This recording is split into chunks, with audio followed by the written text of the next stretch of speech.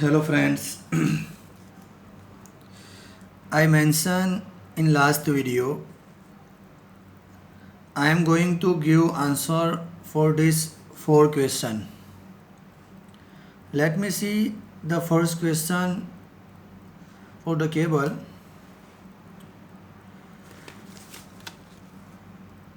First question, why we use DC high port for cable?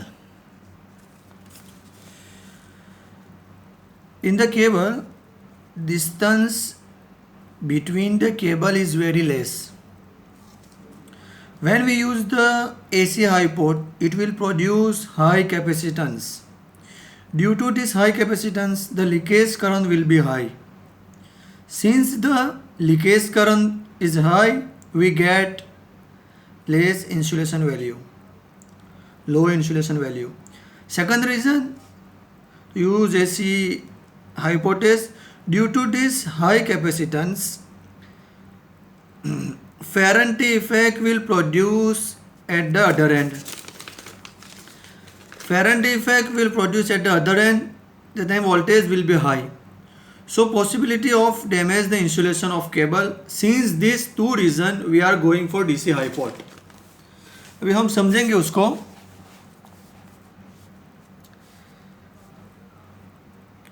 कि हम DC high port ही क्यों use करते हैं केबल में.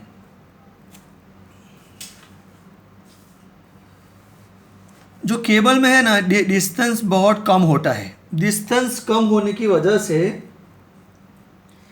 हाई कैपेसिटेंस प्रोड्यूस होता है. क्या होता है? High capacitance.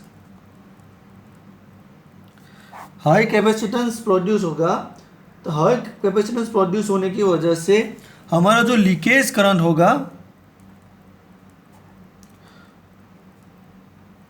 वो भी बढ़ जाएगा. लीकेज करंट बढ़ जाएगा. लीकेज करंट बढ़ने की वजह से हमारा जो इंसुलेशन वैल्यू आएगा वो क्या हो जाएगा? लो आएगा. ये उसका फर्स्ट रीज़न है. सेकंड रीज़न क्या है कि हाई कैपेसिटेंस होगा, तो जो हमारा ये मेरा केबल है, तो हम हाई पोर्ट इंजेक्ट इधर करते हैं, तो जो सेकेंडरी अदर साइड है उसमें क्या होगा? फेरेंटी इफेक्ट प्रोड्यूस होगा. फेरेंटी इफेक्ट जो प्रोड्यूस होगा उसकी वजह से हमारा वोल्टेज भी उधर बढ़ जाएगा. वोल्टेज बढ़ने की वजह से पॉसिबिलिटी है कि जो हमारा केबल का इंसुलेशन है वो डैमेज हो सकता है. ये दो रीज़न की वजह से हम जब केबल में हाई पोर्ट टेस्ट करते हैं तो डीसी हाई पोर्ट करते हैं. सेकंड क्वेश्चन क्या है हमारा? Why we reduce percentage for more than third time hipot test. यानी कहने का मतलब ये है कि जब साइट पे जो मैन्युफैक्चरिंग कंपनी होती है वो केबल को मैन्युफैक्चरिंग करती है, उस टाइम पे हम क्या करते हैं कि 100% हाई पोर्ट टेस्ट इंजेक्ट करते हैं. 100% वैल्यू हम इंजेक्ट करते हैं. किसमें? जब मैन्युफैक्चरिंग कंपनी उसको मैन्युफैक्चर करती है. जब वो साइट पे आता है केबल, तो उस टाइम पे हम 80% हाई पोर्ट वैल्यू इंजेक्ट करते हैं.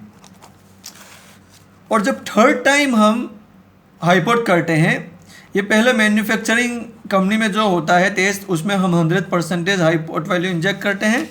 देन जब हम साइड पे लाते हैं, that time 80% only inject, only 80% high port value हम इंजेक्ट करते हैं. जब मेंटेनेंस का टाइम होता है उस टाइम पे हम only 16% high port value inject करते हैं. क्यों? उसका रीज़न कि हम हर टाइम में 100% वैल्यू इंजेक्ट करें तो चांसेस है कि जो केबल का इंसुलेशन है वो क्या है? डैमेज हो जाए. क्या हो जाए? डैमेज हो जाए. तो हमारा जो डाइलेक्ट्रिक स्ट्रेन है जो केबल का इंसुलेशन की, वो है क्या है? वो उसकी प्रॉपर्टी डैमेज हो सकती है. उसकी वजह से हम थर्ड टाइम रिड्यूस करते हैं हाई पोर्ट टेस्ट में. थर्ड क्वेश्चन हमारा क्या है?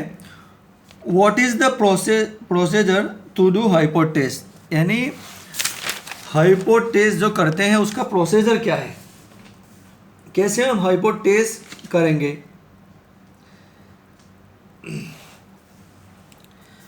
तो हाई पोर्ट टेस्ट का प्रोसीजर ये है. पहला पॉइंट उसका ये आएगा कि जितने भी इक्विपमेंट है we have to disconnect that all the equipment from the hipot device. यानी जिसके ऊपर हम हाईपोर्ट करना चाहते हैं, जैसे मैंने बस बार के ऊपर करना चाहता हूँ, तो उस टाइम पे बस बार के साथ जितने भी इक्विपमेंट कनेक्ट है उसको पहले डिस्कनेक्ट करना पड़ेगा। फॉर एग्जांपल पीटी ले ले और स्विच ले ले, आउटगोइंग ट्रांसफॉर्मर, वो सब जितने भी इक्विपमेंट उसके साथ कनेक्ट है उसको क्या क्या करने का, उसको रिमूव करने का। सेकंड, ये मेरा 3 फेज है, ये मेरा हाईपोर्ट किट है।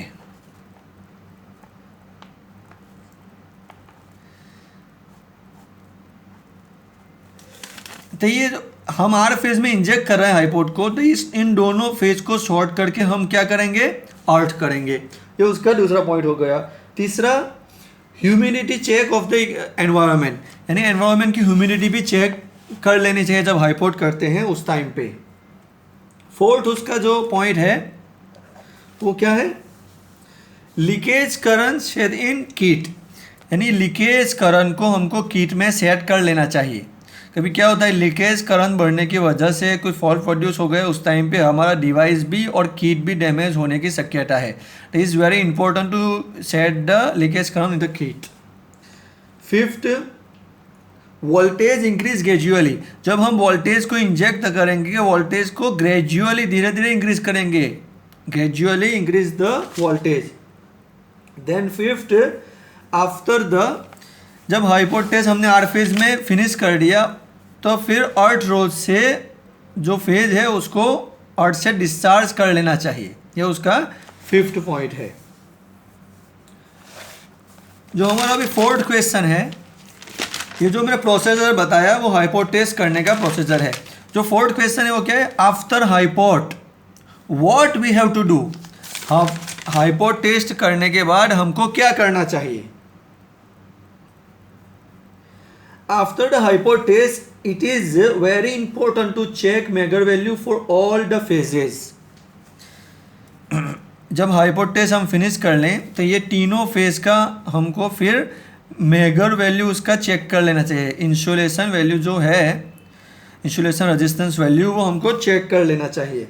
Because to ensure the all the component, यानी जो फेजेज में जब हमने हाईपोर्ट टेस्ट दिया तो हम इंसुलेशन जो रेजिस्टेंस चेक करेंगे, उससे हमको ये इंश्योर हो जाएगा कि हमारा कोई भी फेजेस डैमेज नहीं हुआ है। और एक इम्पॉर्टेंट चीज़ ये है कि जब हम हाईपोर्ट करते हैं उस टाइम पे कभी क्या होता है, लीकेज करंट ज़्यादा हो जाता है।